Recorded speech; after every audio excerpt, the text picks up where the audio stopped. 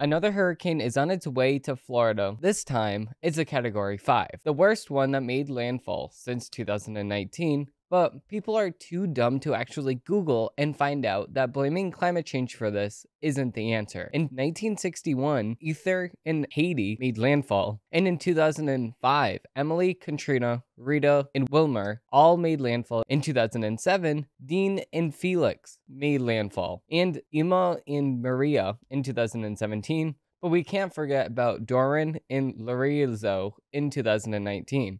Instead of blaming a temperature that didn't even go up less than a half a degree in the last 100 years, aka 1910, it was 68.9 degrees in Florida, and in 2010, the average temperature was 69.1, which is a 0.2 degree difference. This wouldn't explain why hurricanes are actually getting more intensified. Instead, you can see that they have always had hurricanes, and it's a sad factor of life in that region. This is exactly why we must have organizations to actually help people instead of blaming other people for their shortcomings. AKA, FEMA needs to grow a set and actually get themselves together because we rely on them because we have natural disasters, sadly, in this country. Instead of blaming the ongoing climate crisis, as everybody's always saying, we must come together and say, listen, we have organizations that are set forth to actually help us in situations exactly like this. And this is exactly why we cannot fool around with the funding and give that to illegal immigrants that are not helping us and instead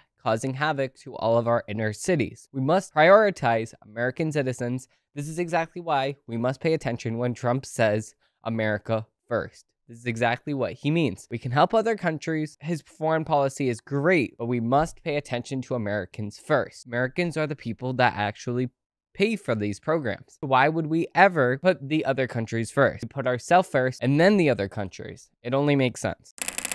Facts over tracks, isn't that spitting slow, spitting fast, I could roast, I could gas, think I'm okay at last, but I don't know if that can erase all the past. It's illegal immigrants that FEMA has spent $1.4 billion to help. Illegal immigrants that are coming into this country are just taking from us in our organizations. But they all of a sudden don't have any money to give to Americans that pay for this very program. They have let at least 424,800 illegal immigrants into this inner cities of America, which is $3,219 for each person. But that's just a minimum estimate for what they're giving per illegal immigrant. But let's just keep with their illegal immigrant numbers for a very moment. That's not even bad when you hear what you, the American citizen, are getting.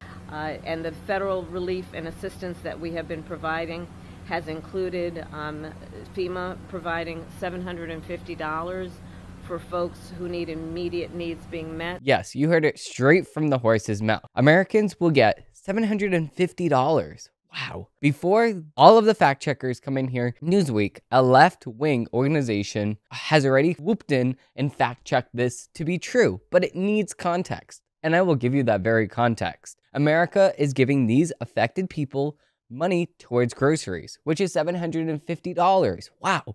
Plus, they said that they already gave 8.8 million meals. Oh my God. So how many people are actually affected by Hurricane Helen or Hurricane Helene, how some people are saying it?